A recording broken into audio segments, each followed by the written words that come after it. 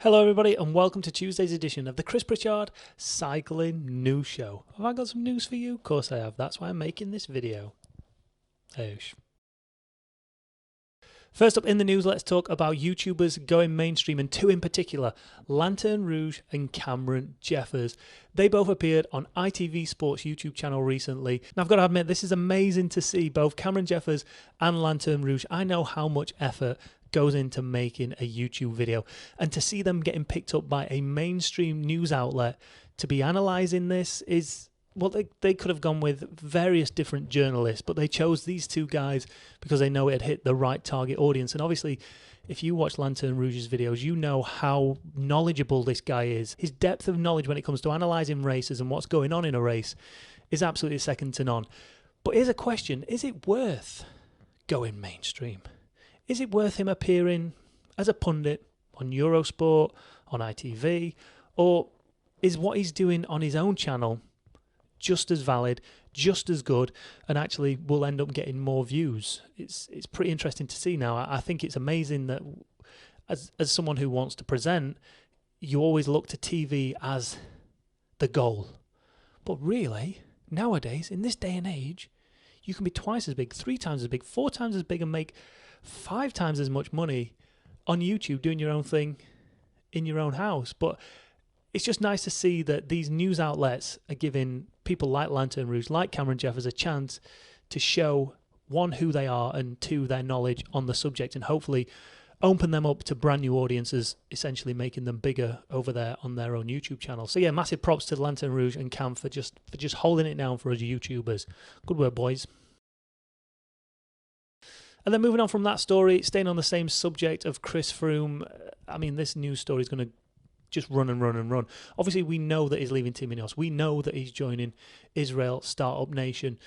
What we don't know yet is if he's going to play a part in the Tour de France. Now, according to Team INEOS, nothing's changed in terms of Chris Froome's racing calendar to the end of 2020. However, what do you think is going to happen? Don't forget, everybody's talking about these 3 leaders that Team INEOS have got. Obviously, you've got 3 riders there who have all won the Tour de France.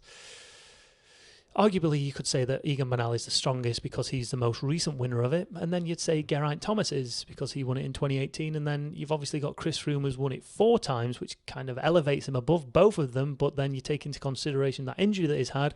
We've not actually seen him race apart from UAE, where he didn't do a great deal.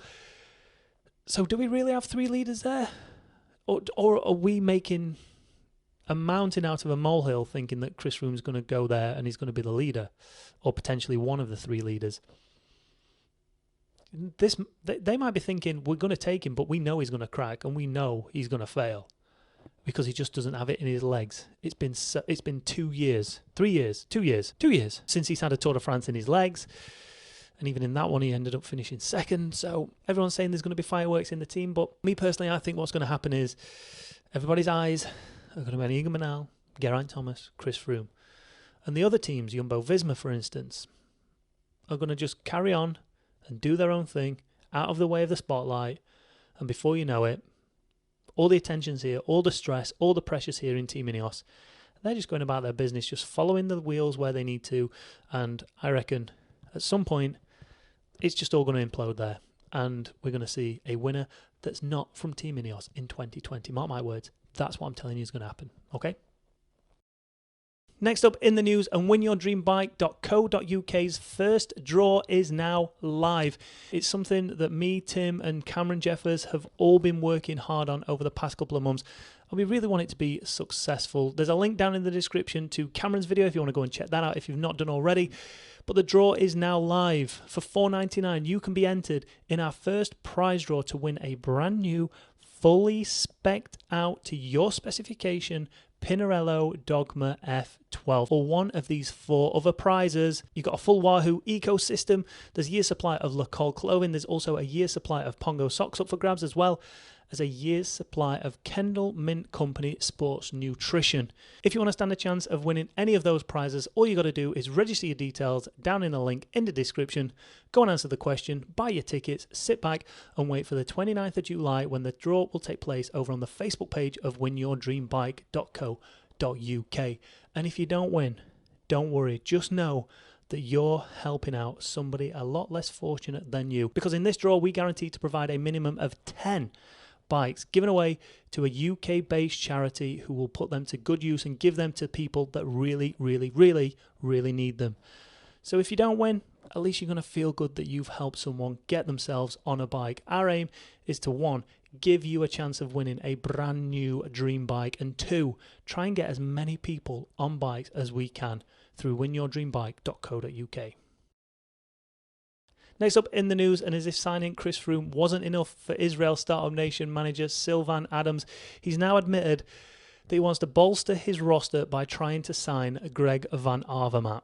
In the past couple of months, we've spoke about main team sponsor CCC potentially pulling out of the World Tour, leaving the team essentially with no sponsor, which means potentially the team could fold. And if that's the case, then Greg Van Avermaet's going to be out of his contract, which is going to allow him to become a free agent and then potentially go and sign for Israel Startup Nation. But what I want to know is how much bloody money that they have, because you can't help thinking they've had to pay big dollar for Chris Froome, right?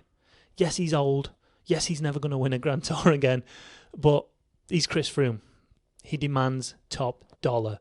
And then you've got Greg Van Avermaet. Yeah, he's 35 years old, but he's more than capable still of taking it to the best of them and being right up there in all the classics. So essentially, this is giving Israel Startup Nation coverage on both fronts, both Grand Tours and classics.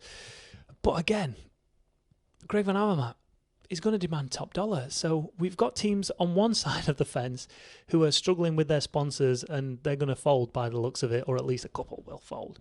And then on the other side of the fence, you've got Israel Startup Nation blowing tens of millions of pounds on Chris Froome and potentially Greg Van Avermaet. But what do you think to Greg Van Avermaet potentially moving across to Israel Startup Nation? Not a team you would associate with classics, but then again, they've got to start somewhere. So having someone like him is going to put their team name, their sponsors, right at the forefront when classic seasons start. Interesting, that one. Let me know down below. And then finally, I know I've not mentioned it for a few weeks, but let's talk about Everesting. All right, we've got a new world record holder. You might have heard of him, Alberto bloody Contador. Now, if anyone was going to take the challenge on and do it, it was obviously him. Not a pro rider anymore, can just do it as he pleases. And he managed to climb 8,840 metres in 7 hours and 27 minutes and 20 seconds. In doing so, he beat Lachlan Morton's time by 2 minutes and 37 seconds.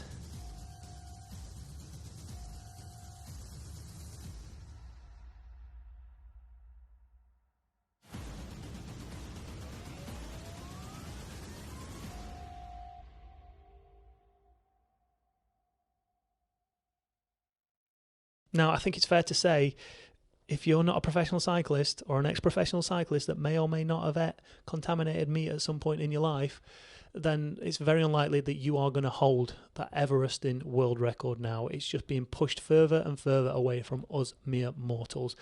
But one man who decided to go for a different record, Logan Casper, who decided to Everest not once, not twice, not 3 times, but 4 times in 7 days. He cycled more than 1,285 kilometres and he ascended 36,000 metres. Now, to put that into perspective, if he just went straight up from here and went 36 kilometres in the air, he would be in the stratosphere above the ozone layer. That's mental. I mean, he's not going to set any records doing it because it took him 7 days and he had a couple of rest days in between. But what an amazing effort to get up in the morning and go, I'm going Everesting, and doing it once is hard enough.